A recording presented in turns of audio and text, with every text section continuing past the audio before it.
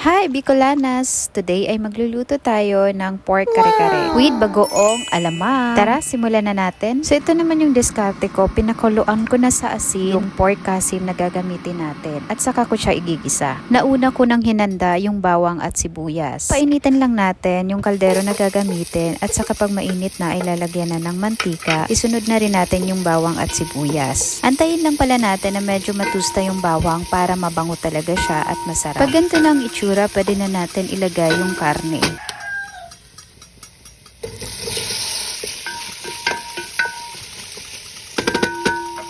After natin mahalo, pwede na natin lagyan ng paminta para kumapit talaga yung lasa at lagyan na rin natin siya ng asin. Panlang natin saglit at sa ngayon naman ay gagawin na natin yung pampakulay niya. Ang tawag dito ay annatto seeds. Hindi ako gumamit ng powder dahil ito yung available. Painitin lang natin yung kaldero at lagyan na natin ng mantika. Kapag mainit ng mantika, pwede na natin ihalo yung annatto seeds. At antayin lang natin saglit na lumabas ang kulay niya. Pag gantong pumuputok-putok na, tatakpan na natin at pwede na ihalo doon sa karne. Pinakuluan ko pala kanina ng pork, yun din pala yung isasabaw natin kasi sayang naman yung lasa. Okay naman siya kaya pwede gamitin yan. Sa mga oras na to, pwede na natin ilagay yung ginawa nating annatto seeds na pangpakulay. Very natural, hindi processed. Napakaganda ng kulay. Takpan at hayaan lang natin siyang kumulo. Naglalagay lang tayo dito ng pampalasa, oyster sauce, at kaunting toyo. Lagyan na rin natin ng peanut butter.